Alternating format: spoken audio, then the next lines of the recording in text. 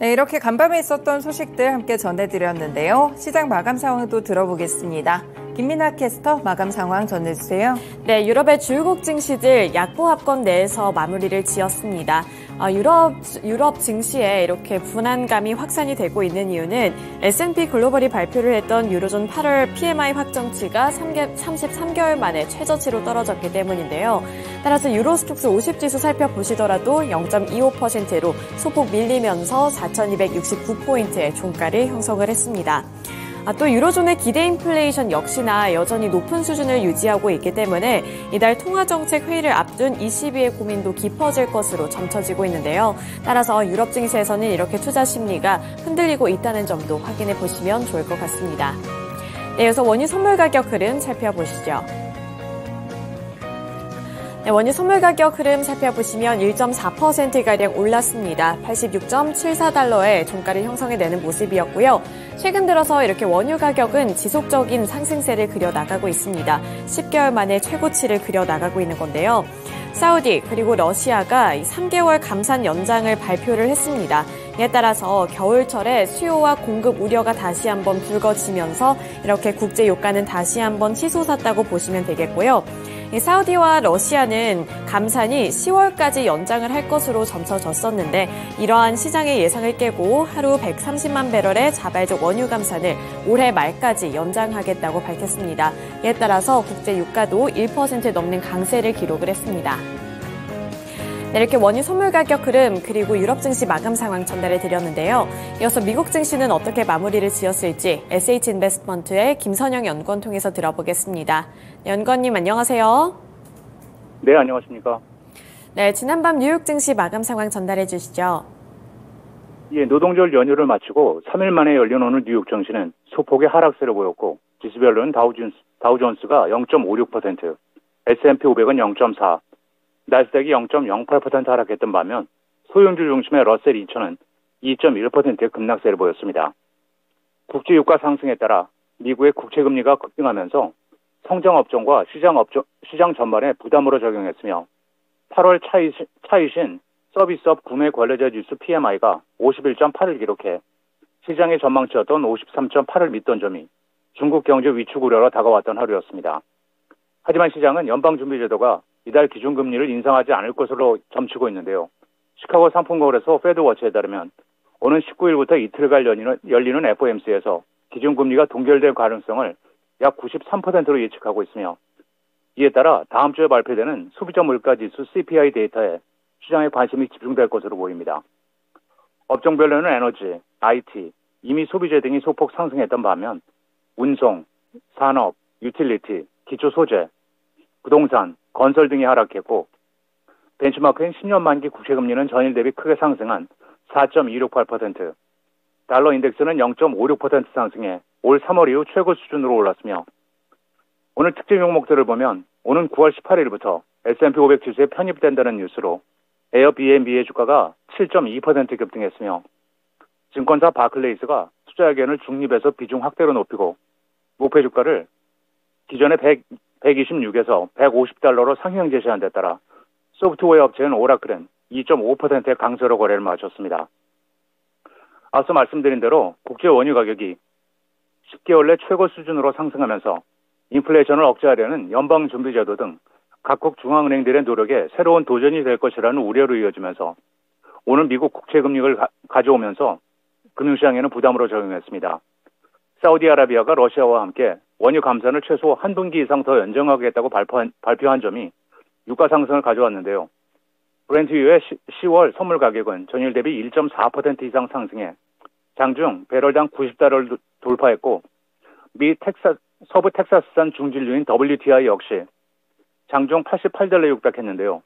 WTI가 90달러에 달하게 되면 지난해 12월 고점이었던 92달러에 다가서게 됩니다.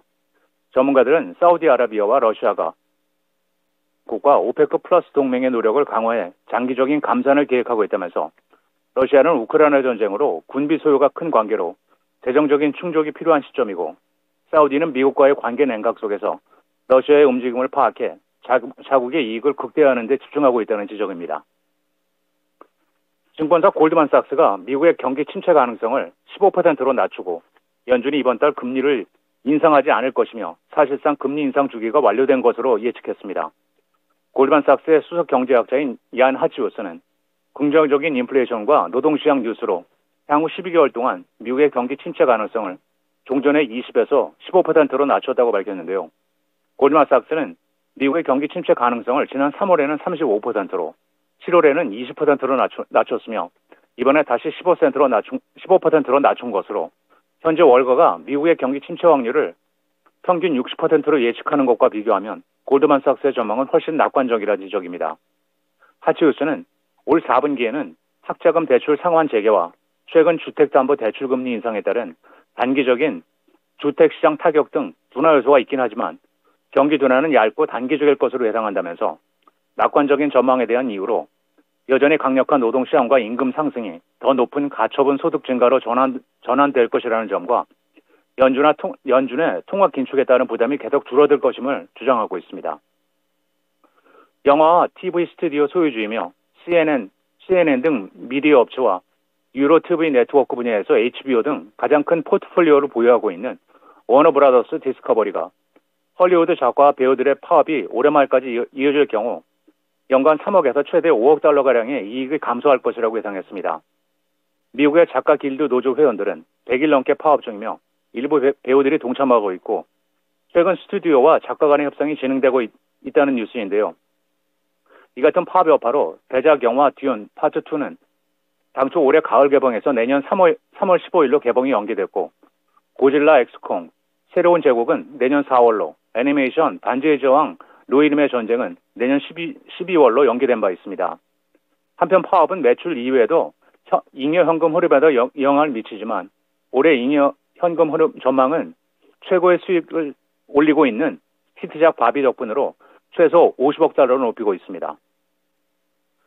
마지막으로 내일은 전미 공급거래협회 ISM의 8월 제조업 PMI 지수가 발표되며 시장 예상은 전달 대비 소폭 상승한 52.4이며 모기지은행협회의 주간 모기지 신청 건수, 상무부의 7월 무역 적자, S&P 글로벌의 8월 제조업 PMI, 그리고 연준의 경기 보고서인 9월 베이지 북이 발표되고 데이브 앤 버스터스 엔터테인먼트, 아메리칸 이글 아웃피터스, 엑스프레스 잉크, 베린티 시스템스, 스포츠맨스 웨어하우스, 포트로닉스 잉크, 게임스톱, 코어앤메인, C3AI, 차지포인트 홀딩스, 레이크우드 인더스트리스, 반센 노블 에듀케이션, 그리고 커클랜드 잉크가 지난 분기 실적을 발표하게 됩니다. 네, 고용보고서 발표 일정을 비롯해서 다양한 일정 이야기까지 들어봤습니다. 오늘 말씀 고맙습니다. 네, 감사합니다. 네, 이렇게 글로벌 증시 마감 상황 전달해 드렸고요. 이어서 국내 증시는 어떻게 마감을 지었을지 코스피 시장부터 살펴보도록 하겠습니다. 코스피 지수 3거래일 만에 하락하며 종가를 기록했습니다. 2,582포인트 선에 종가를 형성해냈고요. 0.09% 하락하면서 약보합권 수준을 기록했다는 점도 확인해 보시면 되겠습니다. 전기전자 섹터 내에서 삼성전자 그리고 SK하이닉스부터 살펴보도록 할 텐데요. 삼성전자 0.7%가량 밀려났습니다. 그리고 SK하이닉스는 강보합권 수준에서 마무리를 지었는데 SK하이닉스 0.17% 상승한 11만 9,400원을 기록했습니다. 그리고 2차 전지 셋업체들 살펴보도록 할 텐데요. LG 에너지솔루션이 1.13%, 삼성 SDI가 0.98%, LG화학이 1.02%로 오름세로 거래를 마쳤는데 그 안에서도 LG 에너지솔루션 최근에 전기차 배터리 시장 내에서 글로벌 1위를 기록을 했다라는 소식이 전해지면서 매수세가 다시 한번 들어온 것으로 파악이 되고 있습니다. 1.13% 상승한 53만 6천 원을 기록했습니다. 그리고 포스코 그룹주들 살펴보도록 할 텐데요. 포스코 퓨처엠이 2.49%, 그리고 포스코 홀딩스가 1.19%, 포스코 인터내셔널이 3.56%로 강세를 기록했습니다. 포스코는 최근 들어서 요즘에 관심을 많이 받고 있는 이유가 여러 가지 신사업을 단행을 하고 있고 다양한 모멘텀을 갖고 오면서 이렇게 다시 한번 투자 심리가 개선이 되는 것으로 살펴볼 수가 있겠습니다. 완성차 기업들 살펴보겠습니다. 완성차 기업들 살펴보시면 현대차가 0.37% 하락했고요. 기아도 1.13% 하락하면서 약세로 장을 마무리 지었습니다. 인터넷 플랫폼주들 살펴보시면 네이버가 0.24%의 강보합권 수준에서 마무리를 지었고요. 카카오의 경우에도 0.41% 밀려나는 흐름이 나타났습니다. 이어서 코스닥으로 넘어가 보겠습니다. 코스닥 지수는 3거래일 만에 상승하며 거래를 마쳤는데요. 921포인트 선의 종가를 기록을 했습니다. 0.25%가량 오르면서 코스닥은 강보합권 수준에서 마무리를 지었는데요. 시가총액 상위 종목들 살펴보도록 하겠습니다. 에코프로 그룹주들 이번에도 하락하며 거래를 마쳤습니다. 에코프로가 2.97% 약세를 기록을 했고요. 에코프로 BM의 경우 0.33% 밀려나면서 약보합권 수준에서 거래를 마쳤습니다. LNF도 마찬가지로 0.47% 하락하는 흐름이었고요. 이렇게 2차전지 소재 종목 내에서는 전반적으로 약한 흐름이 나타났다는 점 체크를 해보시면 되겠습니다. 반도체 종목들 살펴보도록 하죠. 반도체 종목들 최근에 투자 심리가 좋았는데 어제 시장에서는 혼조세가 나타났고 전반적으로 쉬어가기 장세 흐름이 나타났습니다. HPSP가 2.88% 하락했고요. 이오테크닉스 이번에도 추가 하락률 기록하면서 1% 밀려난 16만 8,200원을 기록했습니다. 파주도 2.24% 하락했고요. 하나머티리얼즈도 4.41%, 유진테크도 2.85%, PSK도 2.89%로 전반적인 약세 흐름 포착이 됐습니다. 그 안에서도 빨간불을 켜내고 있는 종목들 몇 가지가 있는데요. ISC가 대표적으로 2%대 강세를 기록을 했습니다. 네, 이렇게 코스피 그리고 코스닥에서 큰 종목들 위주로 먼저 살펴봤는데 이제 이어서 특징주로 넘어가서 섹터별로 또 테마적으로 살펴보도록 하겠습니다. 의료 AI 종목들 어제 시장에서 큰 관심을 받았습니다. 루닛을 필두로 해서 이러한 매수세가 전반적으로 확산이 되는 모습이 연출이 됐는데 그중에서 루닛을 대표적으로 살펴보도록 하죠. 루닛 같은 경우에는 29.92%로 상한가를 기록을 했고요. 23만 1,000원의 종가를 기록했습니다. 장 초반에 이렇게 지지부진한 흐름으로 시작을 했다가 급등을 했고요. 장 막판에 가서 이렇게 상한가를 기록해내는 모습이 연출이 됐습니다. 보시면 고점도 23만 1,000원 수준으로 이 고점 부근에서 종가를 형성했다는 점 확인을 해보실 수가 있는데요. 이렇게 의료 AI 그리고 AI 테마가 열풍이 돌게 되면서 이쪽으로도 관심이 많이 몰리고 있는데 루닛 같은 경우에는 여러 가지 긍정적인 재료도 함께 제시가 됐습니다. 의료 인공지능 관련주가 함께 급등을 한 가운데 우선은 외국인 투자자들의 매수세가 이쪽으로 많이 유입이 되면서 주가가 급등하는 흐름이 나타났고요. 또 루닛 같은 경우에는 일본의 보험급여 적용 제품을 출시를 했다. 이러한 소식에 상한가를 기록을 하게 됐습니다. 또 이뿐만 아니라 암치료 사업의 영역을 확장한다는 소식까지 더불어지면서 이렇게 급등하는 양상이 나타났다는 점도 확인을 해보시면 되겠습니다. 루닛뿐만 아니라 그 밖에 뷰노 같은 경우에도 18.45% 강세를 기록을 했고요. 뷰노 같은 경우에도 이제 루닛과 더불어서 함께 급등을 할 때 부각을 받는 종목이라고 살펴보시면 되겠습니다. AI 종목들 살펴봤고요. 이제는 로봇주들 쪽으로 좀 옮겨가서 살펴보도록 하겠습니다.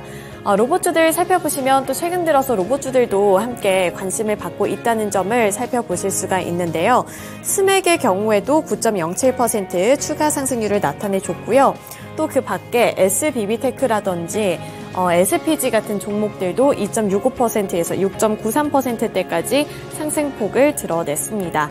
로봇 같은 경우에는 최근에 AI 테마 그리고 휴머노이드 로봇 개발에 대한 기대감이 지속이 되고 있다는 점 체크해 보시면 될 것 같고요. 또 대기업에서 지속적으로 이렇게 로봇 시장에 진출을 한다라는 소식까지 더해지면서 관심을 많이 받고 있다는 점 그리고 열기가 아직은 식지 않다는 점도 확인을 해보시면 좋을 것 같습니다. 특히 이제 대동 같은 경우에도 추가적인 상승률 기록을 했는데 포스코와 맞손을 잡고 이제 로봇 사업에 진출을 한다라는 소식이 호재로 작용이 됐다는 점도 확인을 해보시면 되겠습니다.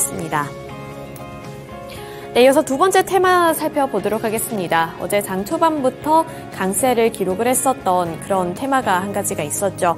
바로 카메라 모듈 종목들이었는데요.